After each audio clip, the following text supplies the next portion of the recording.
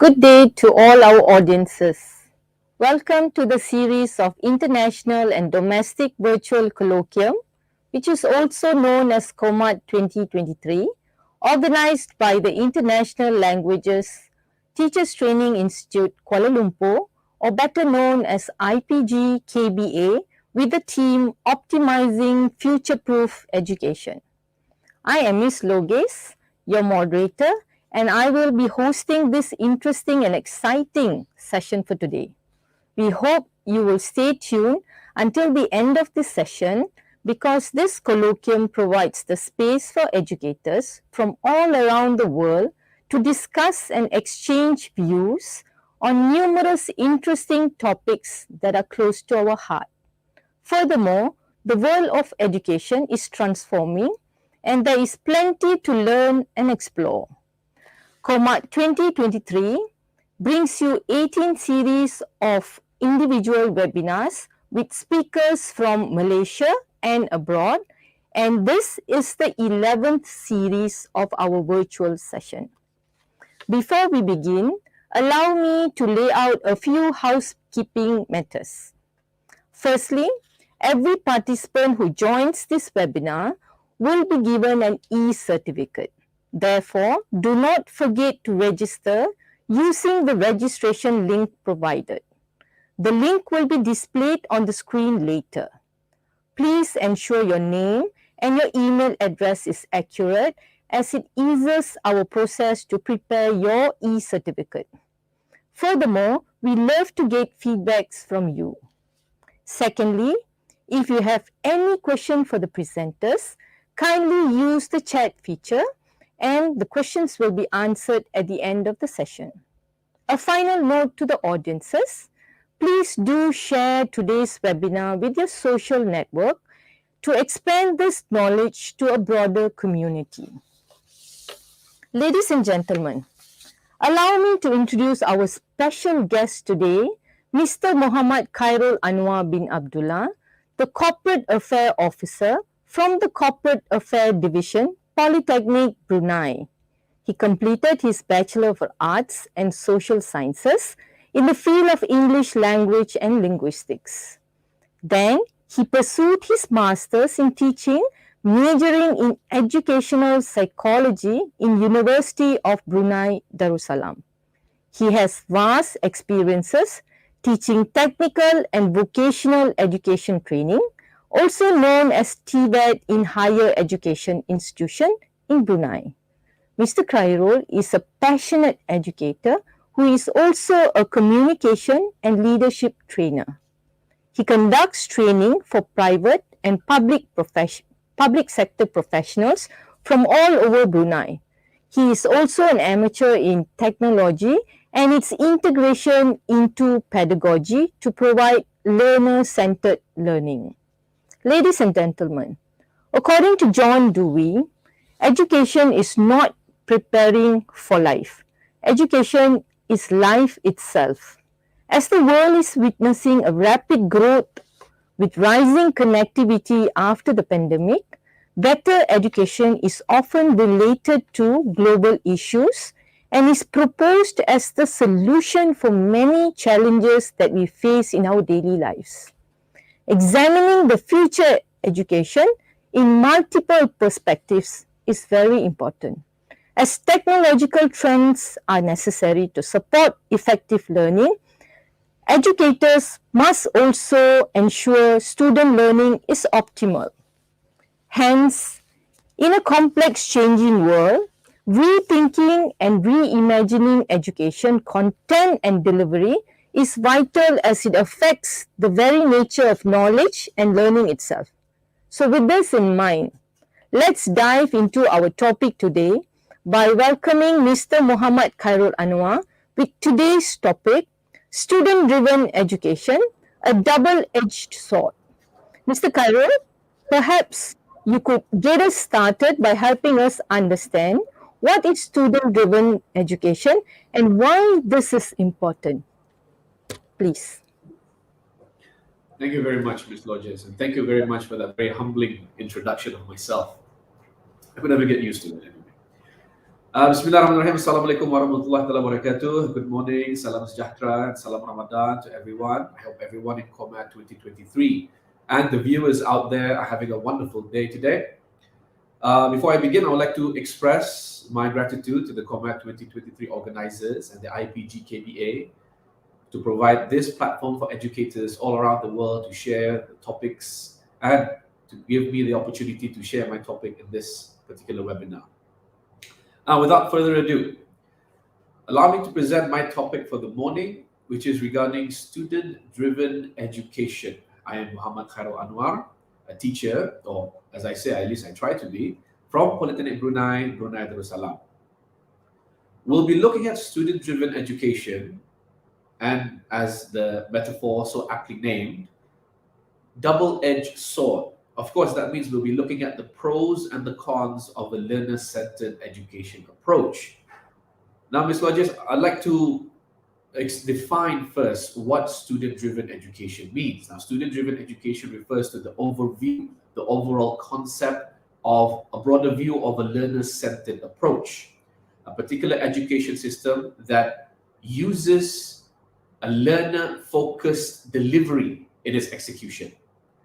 So I'll be defining what student-driven education is, and then I will be briefly explaining about the benefits and the challenges of student-driven education. And there's one prevalent factor that I would like to highlight here, which is later in the presentation, which is the importance of balancing student autonomy and academic success from my experiences.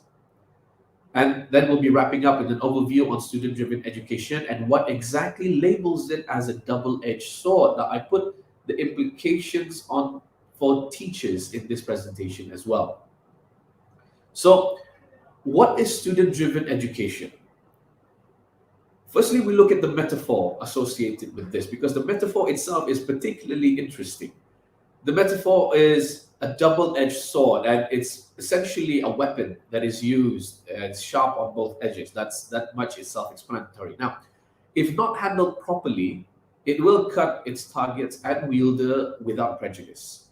But essentially, every sword has its handle, and every sword wielder, must inherit the skills to use them in order to benefit the wielder. And that is true in this case, which is why I think this metaphor is particularly interesting when it comes to student-driven education.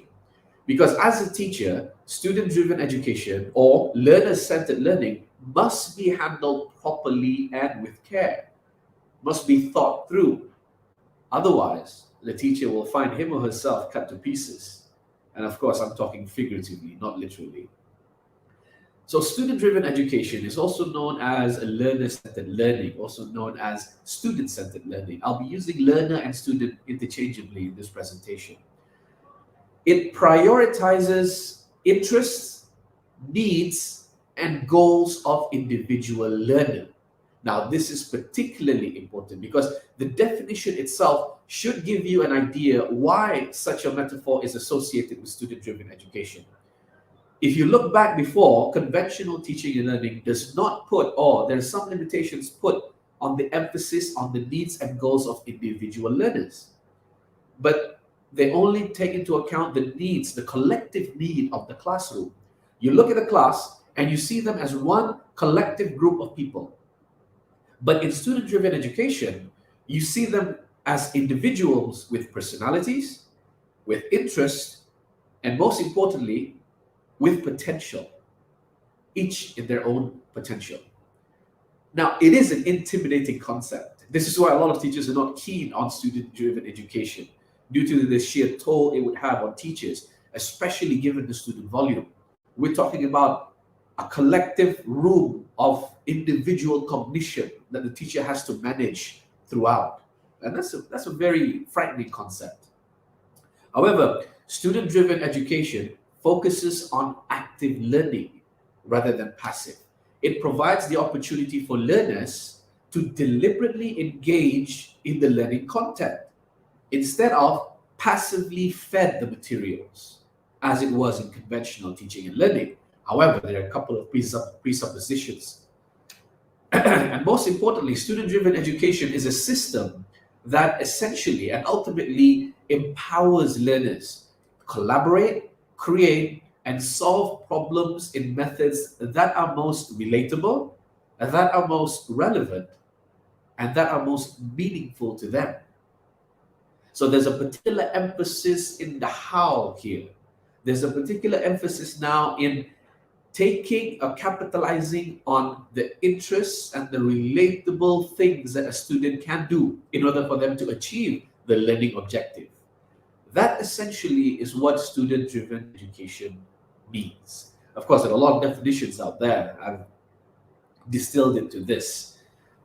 Now, as intimidating as it sounds, I'd like to share the benefits of a student-driven education before everybody becomes frightened with the concept.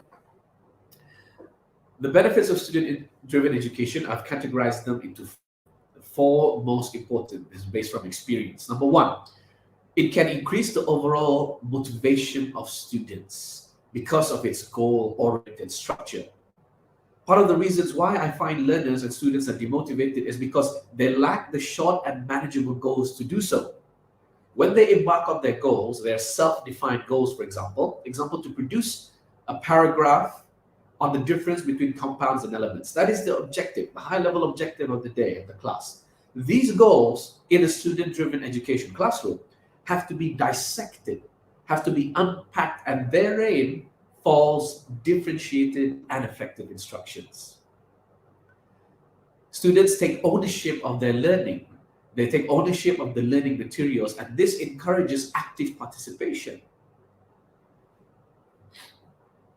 The active participation there and the validation of their effort produces a collective impact on their motivation, especially at the end of the day, if the achievements and the shortcomings of the goal are exclusively reiterated. So we reach the end of the day, for example, and then we come to the end of the class. So let's look at the goals. How many of you have accomplished your goals, have reached your goals? Why? Let's take a look. What happened? And how many of you did not reach your goals? Why? What happened? Take a look. So that brings the learners together. They're able to reflect on their progress. They're able to reflect on what they did, whether they achieved or didn't achieve their learning objectives, the goals of the day. I mentioned differentiated instructions as one of the benefits because it caters to the students' unique learning style and pace. Now, you can imagine now that the integration of technology and education has a lot to do with creating differentiated instructions or individualized learning content for students. Here in Polytechnic Brunei, we use a Moodle-based platform called Polytechnic Brunei Learning Management System, and educators, instructors are able to develop learning content that can cater to the students' need.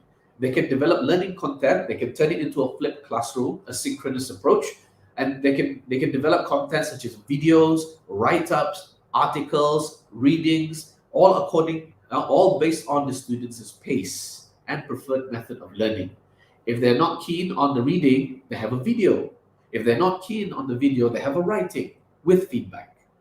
So technology has really made differentiated instructions accessible.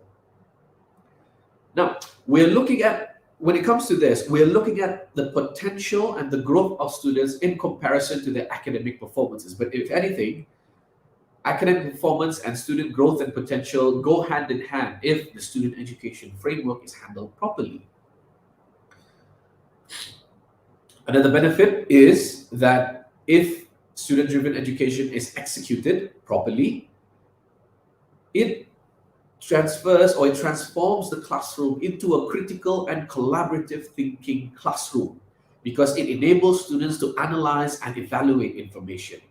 The plethora of information out there, especially with technology, internet, gets analyzed and assessed through collaborative activity. And most importantly, this is the most important benefit of a student-driven education. Ultimately, it develops self-directed, motivated, and capable individuals who are future-proof, meaning they are ready for the unpredictable nature of the future world because of the practices they have done in the classroom. All the four skills, the communication, creative thinking, critical thinking, collaboration, all embedded in the delivery of a student-driven education. However, as a double-edged sword, it is my pleasure also to briefly explain, or not briefly, I would like to go into this a bit more. The challenges of student-driven education. Now, these challenges, I've categorized them into four. These challenges are the challenges that I faced in executing a student-driven education. Number one, and setting clear learning. This is by far the most intricate challenge that I faced. There's an issue of self-discipline in the classroom. What this means is that the goals and the objectives of the class have to be clearly defined at the onset of the class. And that includes steps to success. And these are beneficial because it provides a foundation for students for them to lean on if they are unsure on how to achieve them. So it is also important to go through the steps of success and to take their feedback into account. However, now here is where it gets tricky. Half of the population of students, when it comes to Polytechnic Brunei, in my classrooms, we have students coming in from different backgrounds. We have students coming in from O-levels, from tertiary education, from technical, from vocational. I'm sure a lot of teachers have this experience as well. And we have to cater to many different learning styles. And because of that, the sudden thrust of accountability in their own learning can be disorienting. So this is one of the challenges. They are not used to being accountable for their own learning. The teacher facilitates the objectives, the steps to success. However, the student themselves have to look at the steps to success and ensure that, is this method really relatable to them? Is this method really beneficial? Have they got their own method in order to achieve the learning objective?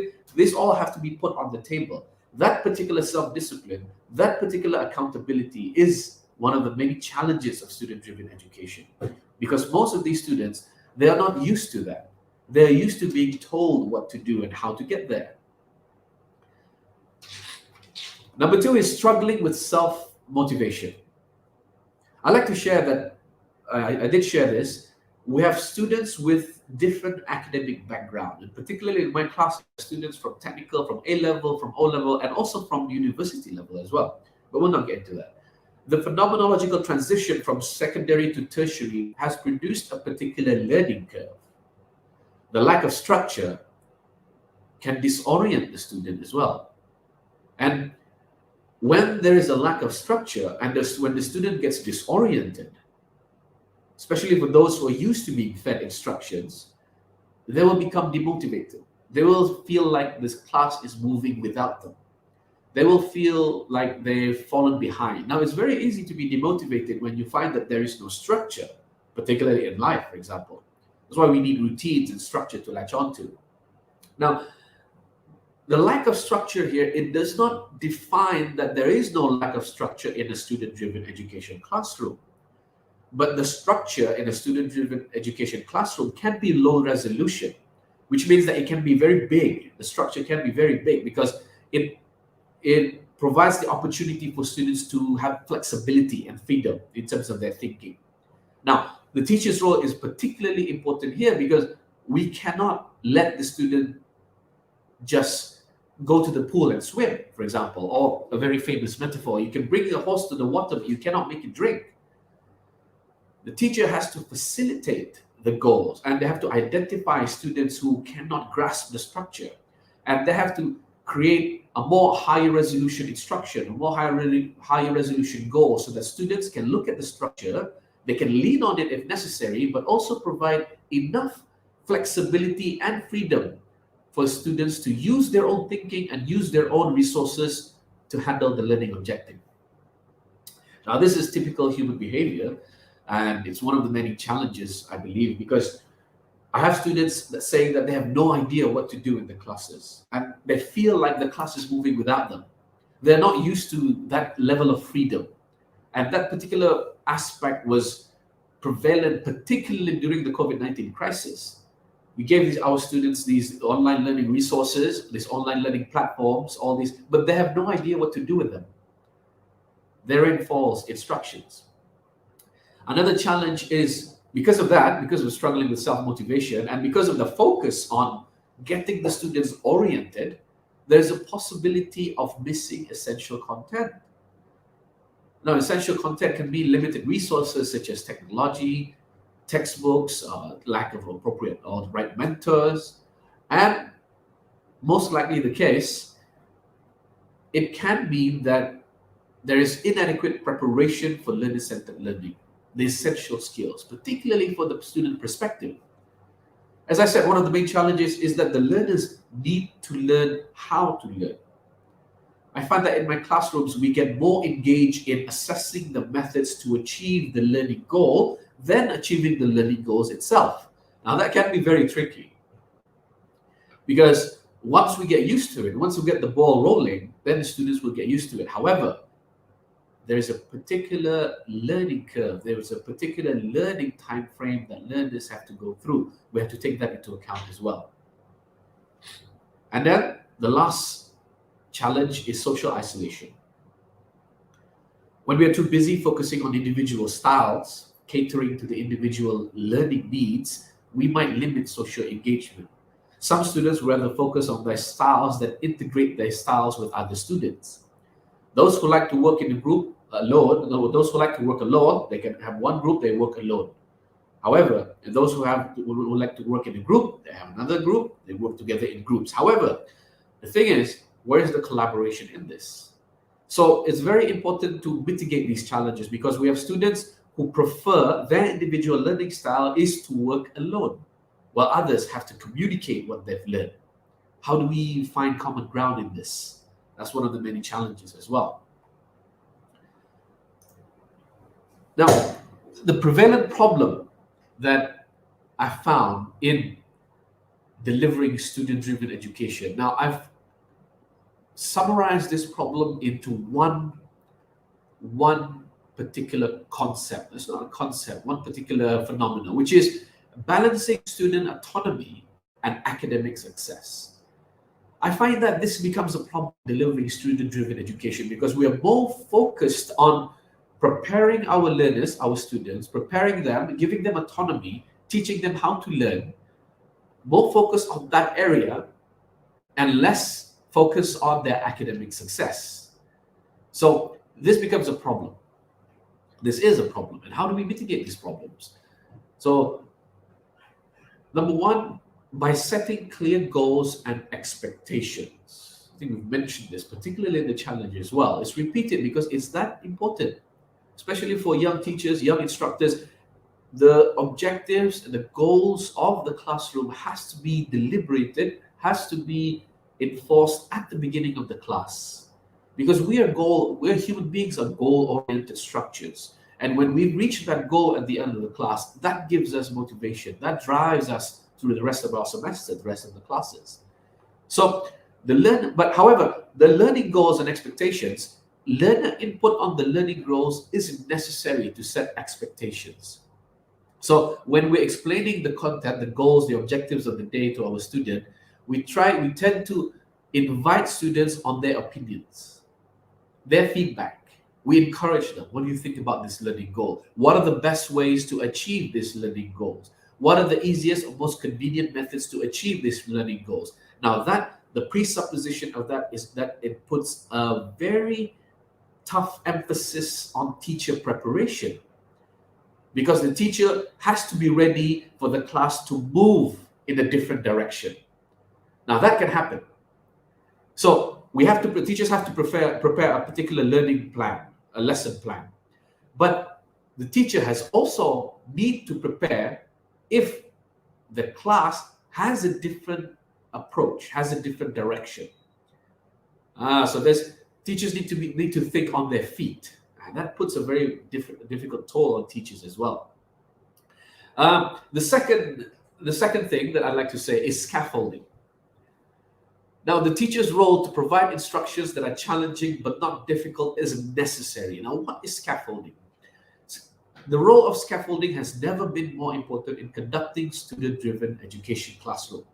Scaffolding is a term that goes hand in hand with Vygotsky's zone of proximal development. The zone of proximal development is an area where the magic happens, so to say. It is that area where the students navigate to further their capacity on a particular subject or concept, to put it generally. So the student is moving from point A to point B in terms of cognitive development. Now, within that distance, that is the zone of proximal development, the zone of current development and the zone of new development. So within that is the zone of proximal development. Now, the teacher has to provide the role of scaffolding in this zone of proximal development. Now, what exactly is that? It's fundamentally to provide instructions that are challenging but not easy, but then again, not too difficult. The zone of proximal development can be a very shaky process. It's the zone, if you want to put it in a very simple terms, is that you can imagine it as a student comfort zone. It's not that, but you can imagine it as that. So once the student starts coming out of their comfort zones, you can imagine that they start gearing away into the zone of proximal development. Now, when the zone of proximal development happens, when they're in that zone, the teacher cannot hold their hands and bring them to the zone of full development. The teacher has to provide instructions, have to provide questions, have to provide feedback that is challenging, but not too easy. And that pushes them away, and that increases their capacity. And that is scaffolding. So this area is very crucial because students have to navigate, and the teacher must provide adequate levels of support in order for students to reach their level of development. And that process itself can move one way or another, because every student have their own different zone of proximal development. And that is where collaboration comes in. And that is where teachers' role as a facilitator, to facilitate these collaborations, because Vygotsky believed that learning happens hand in hand with communicative aspects. Learning has to be collaborated, has to be communicated outwards. And then we have, in order to balance student autonomy and academic success, we have self-reflection. We encourage self-reflection. It is important as well that students are allowed to discuss their thought patterns and their thinking. How did they approach the problem or challenge? This becomes imperative because of so many factors. Now, some students have no idea how to handle a problem or how to approach it because they never had the experience. At the end of it, students need to reflect on their method and assess whether they did it effectively or not. What were the challenges they encountered? They need to develop a certain level of metacognition. They need to understand their train of thought. Now, Vygotsky, this is why Vygotsky mentioned that learning happens when whatever is understood inside is communicated outside. Jean Piaget is a brilliant psychologist who believed that learning happens within. So the clash between what is inside and what is outside, that particular clash, that particular grappling with the realities of the substructure and the realities of what is outside, that produces learning. And Vygotsky posited that when that happens, you communicate it outside, you encourage collaboration. And when there is a clash, when there is a paradox in cognition, that is learning. You've understood a whole new concept. And that needs to be reflected. So I learned that, I learned this, but it was not the same as what my colleague learned. Why was it not the same? So this particular self-reflection is essential, particularly in developing learners who are self-driven. So at the end of it, we have learner choice. Fostering autonomy in capitalizing on learner choice. Allowing learners to choose their projects or the topics or their assignments can have phenomenal effects. However, it does take a toll on teachers to prepare the assignments and the projects in advance. An example of a student-driven education approach is project-based learning or problem-based learning. It becomes very challenging when you give students the autonomy to choose their own assignments with a particular predefined learning objective. However, the learning outcomes have been phenomenal. They learn so much more by developing their own project and choosing their own project because of self-interest, because of self-motivation. It's what they actually want to do. Again, the presupposition of that is the teacher needs to be prepared. The teacher needs to look at it as an overview whether or not this chosen project is within the learning objective or not. So these 4 key areas, these are imperative when it comes to balancing student autonomy and academic success. Moving on, understanding all that, amidst all that, the most fundamental issue that needs to be raised is the toll that it has on the teacher and the implications on teacher. Student-driven education is a phenomenal concept, but it does change the role of the teacher. It does put a particular emphasis on the capabilities and the competence of the teacher. And in this particular segment, double-edged sword, I'd like to define a little bit on what are the implications on teachers in implementing student-driven education. Number 1 is facilitating learner learning, creating a supportive and conducive learning environment. The teacher needs to be able to do this, and the teacher needs to be able to facilitate exploration into meta learning. The teacher needs to be prepared to facilitate the exploration into the different methods of learning. So what does that mean? It means that the classroom have to be a balance between social and a pedagogical gathering. Essentially, it is a balance between social and a pedagogical gathering. But it needs to be a place where the students can manifest their cognitive structures and not be judged by the inexperiences and the gaps in their knowledge. The teacher has to be able to provide the support and manifest that support from other peers as well. It's not a sad thing that you have gaps in your knowledge. That's why we have the class. We have people from various backgrounds in this class, for example. So we put that together into a collective insight. Instead of saying that, instead of you're sad that you have a gap in your knowledge, why don't capitalize on other people's experiences and learn from those as well? So the teacher needs to be able to facilitate these kinds of development, these kinds of motivational development. And then another implication of teachers is that the teacher has to adapt to different learning styles, recognizing kinesthetic learners, auditory and visual learners, catering to their needs, understanding communicative distinctions. This is particularly interesting.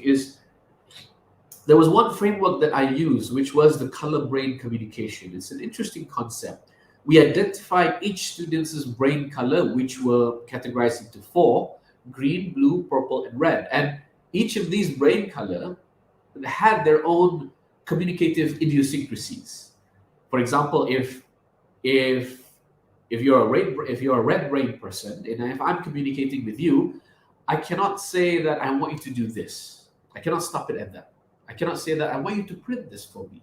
I have to say to you, knowing that you're red brain, I have to say to you, I would like you to print this piece of paper for me, A4. I want it printed double-sided and font Times New Roman, size 11. I have to give you all this. And then them being a red brain person, they're comfortable with those information. They can analyze that information and they're able to do their work. The green brain person, on the other hand, does not need a lot of information. You ask them to print, they will print. And when there's mistakes, they recover from those mistakes easily.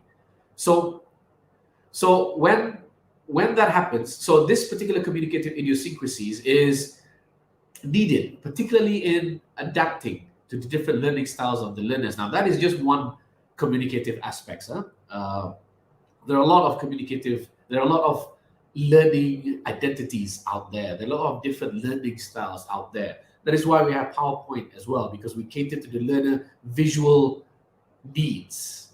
That's why we talk to auditory needs as well. And number 3, the teacher has to convert the classroom into a critical thinking classroom. The teacher has to facilitate different viewpoints and perspectives and assess them accordingly. The teacher also has to question the assumptions. They have to train the students to question the assumptions and become role models for students. What I mean by role model is the teacher has to act it out. So the student has an opinion. Okay, what do we do with that? Is that valid? What does other people think about that? Is there a different approach to this? So the teacher then acts as a role model on how to assess the different viewpoints. And essentially, that is what that kind of dialogic teaching, that kind of bouncing the ideas back and forth is what student-driven education is all about. It has to come from them. And the teacher facilitates the circumambulation of generating this idea. And finally, critical, constructive, and actionable feedback.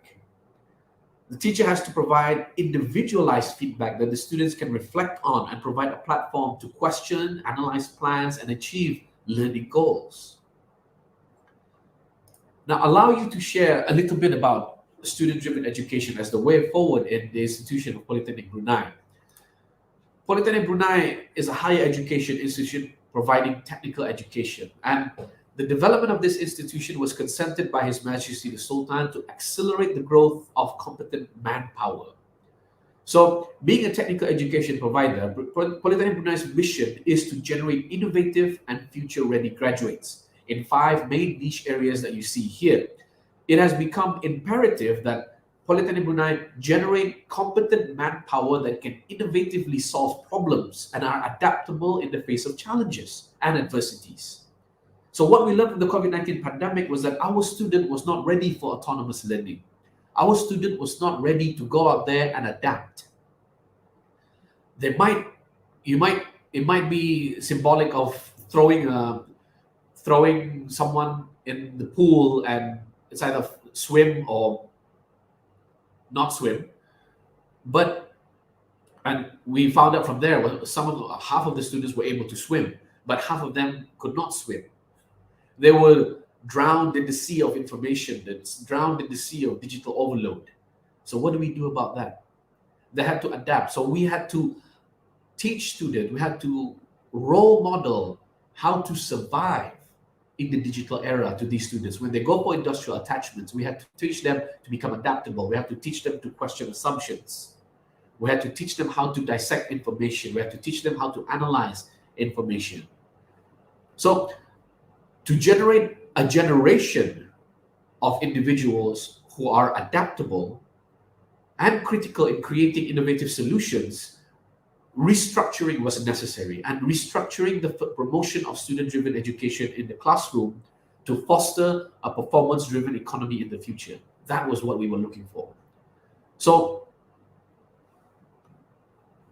I've reached the end of my presentation. I hope that all the viewers and the teachers out there have learned a little bit about student-driven education.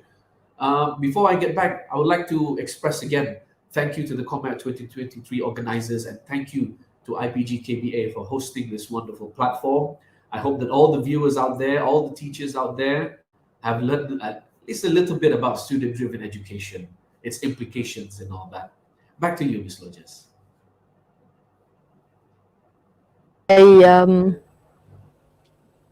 Mr. Khairul, I just felt we were part of IPG KBA because I think we the same scenario together. Right.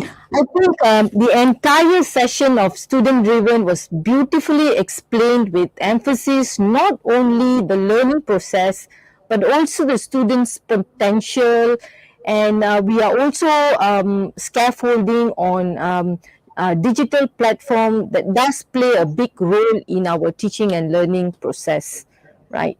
So there were also mention of many different concepts such as learning how to learn.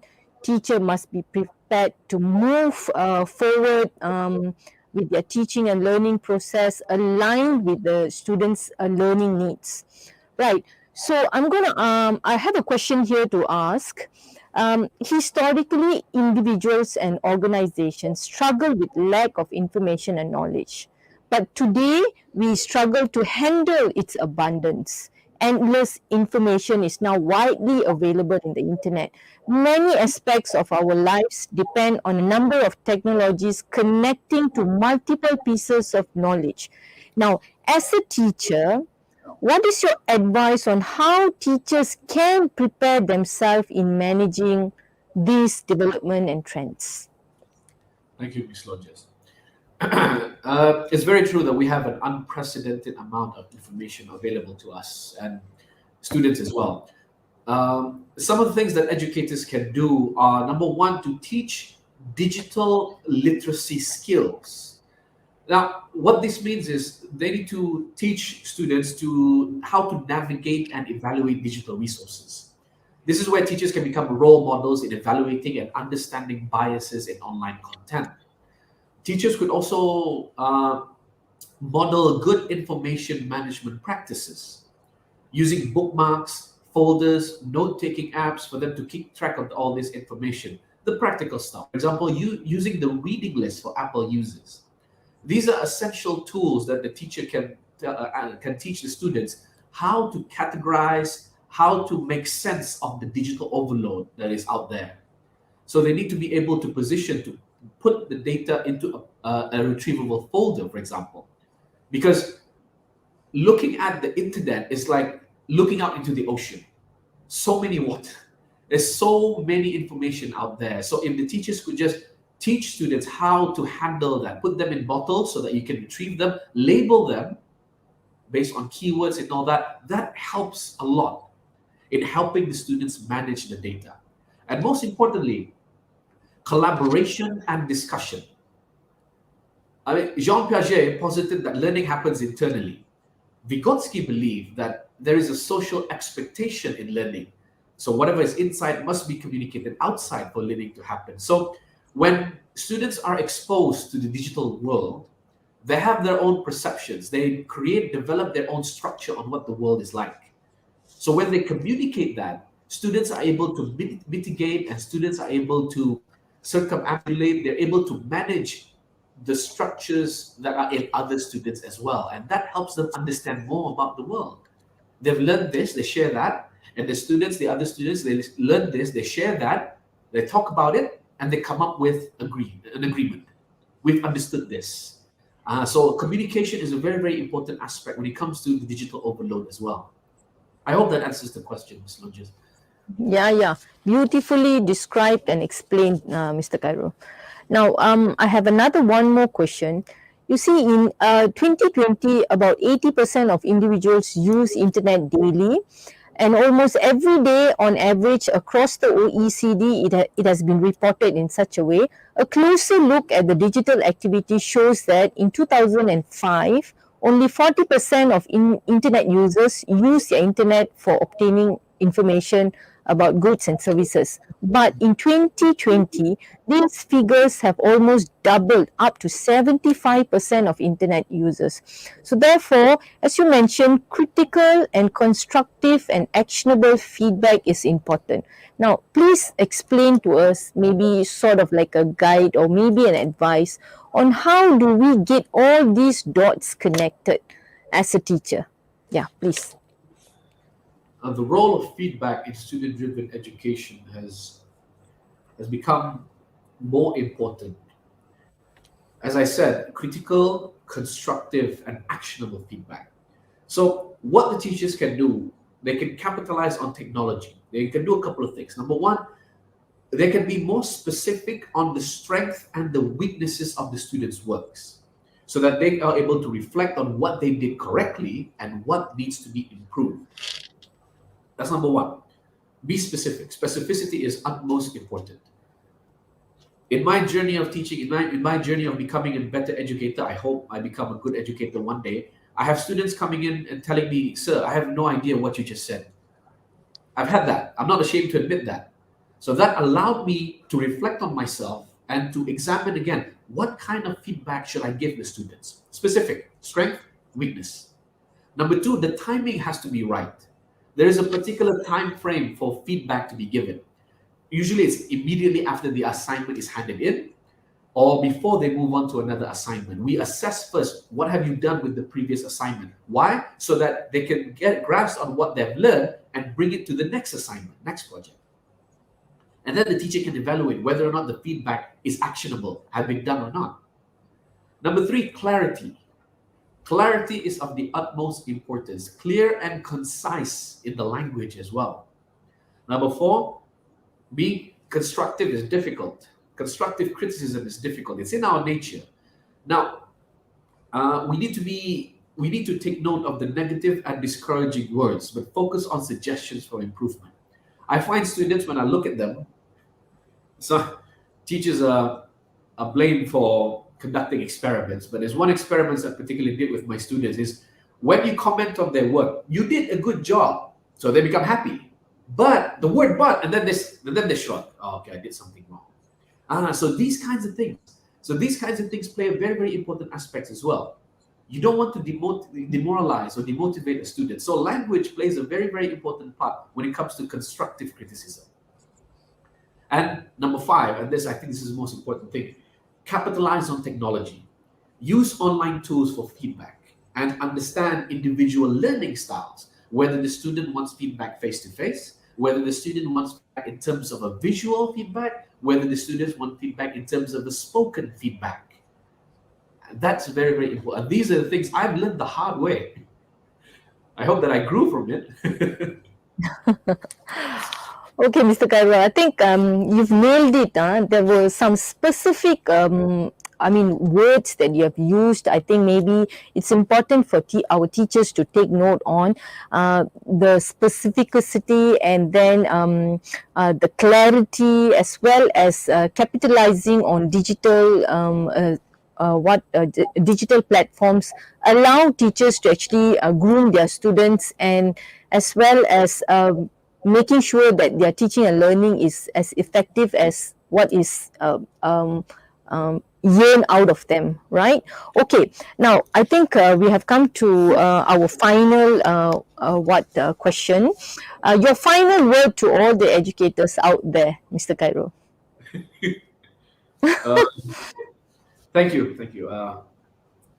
My final word to all the educators out there. Being a teacher is difficult, isn't it? However, there is value in the pursuit of educating minds to become who they were meant to be and being a part of that process. It's a very humbling thing when you meet a student and they say that they've achieved this because of you. It's a very, very humbling. Now, I'd like to share something with all the educators out there, and it is this. I strongly believe that the best gift a teacher can give a student is the strength to venture outside of their comfort zones. And with student-driven education, the essential goal is that we are preparing students that in such a way that they don't need teachers anymore. Now, we have to be careful about this. It's like parenthood. We raise our children to survive and fend for themselves so that they would not be dependent upon us anymore. That is essentially what we're trying to do, isn't it? It's a very sad paradox, but that's what we're trying to do. We teach them how to think. We teach them how to read, how to write. And most importantly, we teach them so that when they venture out into the unpredictable and difficult nature of the world, they will survive. So hats off to all you teachers out there.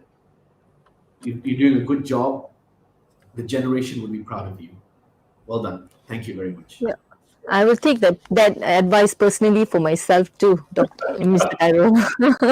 Okay, so with that, we have come to the end of our session for today. Wish you all the best, Mr. Khairul, and thank you for spending your time in this session, sharing your knowledge with all of us. My pleasure. I would also like to thank our technical team here at the International Languages Teachers Training Institute, Kuala Lumpur, which comprises Mr. Daini, Mr. Fazi, and many more. Also not forgetting the team from the Educational Technology Division, Ministry of Education Malaysia, especially Dr. Suras, Mr. Azian and his team members for their constant support during COMAT. With that note, see you in the next COMAT session, and goodbye from Malaysia.